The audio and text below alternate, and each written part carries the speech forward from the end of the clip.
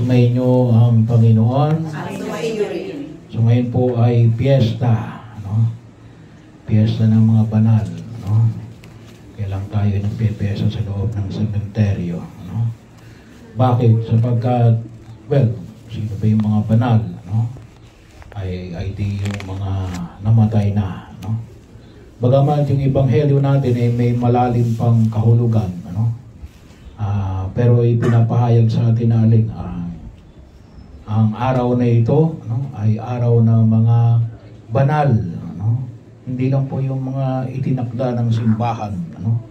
Hindi lamang ang mahal na Birheng Maria, no? Hindi lamang si San Pedro Calungsod, no? Hindi lamang si San Lorenzo Ruiz, no? Hindi lamang si Padre Pio, no? Ngunit ang lahat ng mga nasa langit, yun ang itinuturing nating mga banal, no? Yung mga hindi na iproklama ng simbahan, no?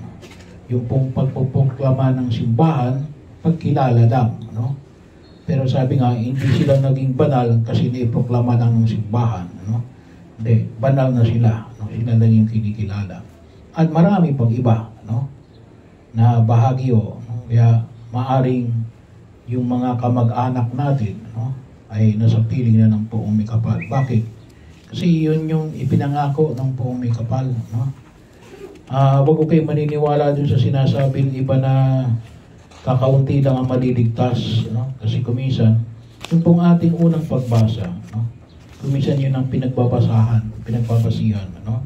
Mula po sa aklat ng pahayag na alin, sabi ay yung ang nakita lamang kasi may bilang rito, no, ay 100,000, no? Ang pahayag ko na kung saan ay ipinamanhik, hindang daw yung maliligtas, no? Anong sabi rito, no? 144,000, no? 144,000, no? Ay sabi yun ng kalimitan ng isang sekta ay noon, kakaunti pa lang sila, no? Ngayon sabi ko kapag yun ang pinagbabasihan natin ay di, baka mamaya ay hindi malaki yung kasama nila, ay 144,000 daang no? So napakaliit noon, no? Kapag ikukumpara natin sa mga isinilang na sa daigdig na ito, no? So pero maliwanag ko, no? At pinahayag ko rito sa banal na kasulatan alin, siguro nga hindi sila nagbabasa ng Biblia, no? Ano sabi rito? Nakalagay rito yun. At ang mga napakaraming taong di kayang bilangin ni naman. Ano? Napakaraming taong hindi kayang bilangin ni naman. Ano? Pero yung panyaya na ipinapahayag ng Poong May Kapal alin, yung kaganapan ng alin, ng pagliligtas ng Diyos. Kaya nga sa ikalawang pagbasa, no, sa sulat ni San Juan, ay pinapaalala sa atin na alin, yung pagmamahal ng Diyos, no? Sabi nga natin, yung famous na, kasi siya rin yung sumulat ng Ebanghelyo ni San Juan, at siya rin yung itong sulat na ito ay sulat ni San Juan na apostol, no? At Evangelista, no? Na for God so loved the world, no? That He gave His only Son, no? Yun yung bahagi ho na kung saan ay pinaalagahan natin na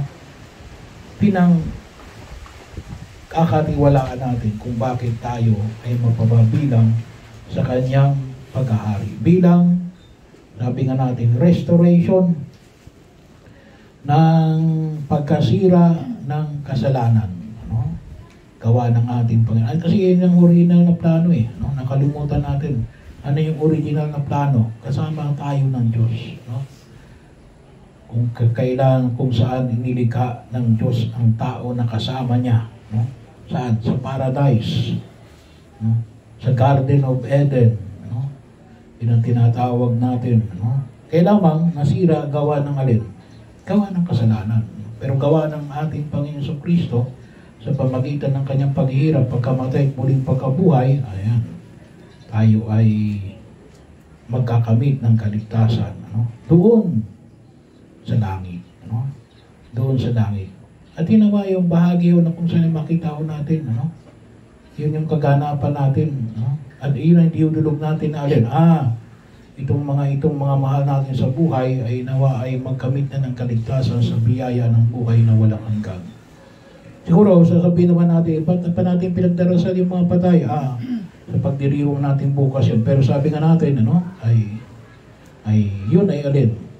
Ay alam natin patutungo din sa langit. Ano? Ba't padadaan sa purgatorio? No? Alam niyo yung kalimitang sabi nga, purgatorio alin? Katarungan yun. Pagbibigay ng inihingi ng katarungan. No? Kasi napakahalaga yung pagkapahayag ng katarungan. No? At saan natin may bibigay yun? Ang Diyos ay handang magpatawad. No? Hindi na tayo pupunta sa impyerno. No? Pero kinakailangan ibigay yung katarungan. At saan yun? Ay di, yun sa impyerno. No? Pero saan din sila patutungo? Sa langit din. No? Saan na pupunta yung mga tao na kung saan ay hindi tumanggap sa Diyos? Yun na yung sa impyerno. No? Pero yun ang kagustuhan na ipinahain ng pumikaw. Nawa, magkaroon tayo ng pagkaunawa doon sa original na plano ng Diyos. No? Na aling kasama tayo ng Diyos. Ang tawag nga doon ay alin, kung may original sin, no? Medyo hindi natin nababanggit, no? Yung original innocence. No? Yung walang iba kundi alin, yung kaharian ng langit. Yun ang patutunguhan natin. No? Kaya pinagdarasal natin yung mga banal. Pero yung hamon na pinapahayag sa atin ng pumamikapal, no? Sa Ebanghelyong ipinahayag natin ngayon, mapapalad. Sa English, blessed. No? Blessed. Yun yung mga banal, nakita natin. At anong sabi nga, banal, banal ang mga dukha, bahagi pala, yung pagiging dukha ay pwedeng maging daan ng kabanalan, mapapalad sa paningin ng Diyos. Bakit? Kasi, pagkakataon na alin, kapag mayaman ka, madaling sabing mapapalad ka, kasi may pera ka Pero kapag mahirap ka, at ikaw ay sa tingin mo sarili mo mapalad ka, ay bakit? Kasi kasama ko ang Diyos. Kasama ko ang Diyos. Walang-wala ka Pero anong mayroon ka? Ang Diyos. So medyo malalim yung pagkaunawa. Sabi ko nga kanina, sa misa sa bayan. Sabi niyo, kung kayo nanonood ng TV, kung pakinggan niyo magsalita ang mga Israelita, anong gawa si Prime Minister Netanyahu, pagtantapang-tapang niya, pagtantapang-tapang niya, kasi bahagi na alin, para sa kanya alin, kasama namin ng Diyos. Kasama namin ng Diyos. So, hindi nawa yung makita ko na, hindi ko sinasabi na para makipag-away, Hindi, pero yung confidence na, makakayanan namin ito kasi bakit? Kita nyo naman, kasi bakit? Napapaikutan siya ng kalaban Pero bakit very confident siya? Kasi yun ang kanilang kaisipan. Kasama ko ang Diyos. So, yung pagdiriwang natin sa mga banal, magpaalala sa atin na alin, yun yung langit. Alin, kasama natin ang Diyos. Kaya nga ipinagdarasal natin sa Ama namin. Anong darasal natin sa Ama namin? Ama namin, sumasalangit ka, sambahin ang ngalan mo, mapasa amin ang kaharian mo. Dito, sa lupa. Para sa langit. So, ibig sabihin, yung pagkaparangal natin sa mga banal, sa mga mahal natin sa buhay, ay, tulong natin sila para sila ay panalangin, para makasabi sila sa kaharapan ng Diyos. Pero, sana paalala sa natin alin, yun pala yung langit. Yung maniwala tayo at tayo yung mapagtibay natin, kasama natin ang Diyos. Kasama natin ang Diyos.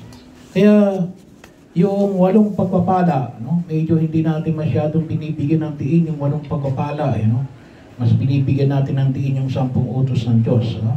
Pero dapat din, medyo palakasin din natin yung 8 pagpapala. Naalala ko tuloy yung dati kong parokya, nilagyan ko ng 8 pagpapala doon sa harapan ng simbahan, ano? Kasi kalimitan na nakalagay na ng 10 utos ng Diyos, ano? Pero very strong po itong ebanghelyo natin ngayon. Yung 8 pagpapala, no? Mapalad ka, no? Sabihin mo baga sa walang-wala, mapalad ka kasi walang-wala ka, dukang-duka ka. Kuminsan mahirap sabihin sa mga, kuminsan kapag nagmimisa ako sa patay, no? Pwede yung pong sabihin doon, ano? Sa namatayan, ano? Na nagdadalamati sa pagkawala ng kanilang mahal sa buhay, mapalad ka sapagkat ikay nagdadalamati, no? Sapagkat aaliwin ka ng Diyos. Pero bakit sila yung mapapalad sa gitna ng kawalan? Kung tuusin, hindi sapagkat walang-wala sila, ano? Ang tanging recourse nila ay ang Diyos, no? Ang Diyos. So ibig sabihin, yun ang huwag natin kalimutan, ano? Yung pagpapala ay kasama natin ang Diyos, no? Kasama natin ang Diyos. Mayroon man tayo o wala, no? Huwag natin kabahagi ho. Kaya sabi nga natin, yung pagpapala ay disposition. Disposition. Hindi a disposition. May pera ka man o wala, no? It is a disposition na kasama ko ang Diyos, no? Yun ang langit no? Kasama ko ang Diyos. Ba't ka magsisimba pag-araw ng linggo? Kasi yun ang langit, makasama ko ang Diyos. Mahirap sabihin na, gusto kong pumunta sa langit. Pero nung ako'y nasa lupa, ano, ay hindi ko man lamang madalaw ang Diyos, no?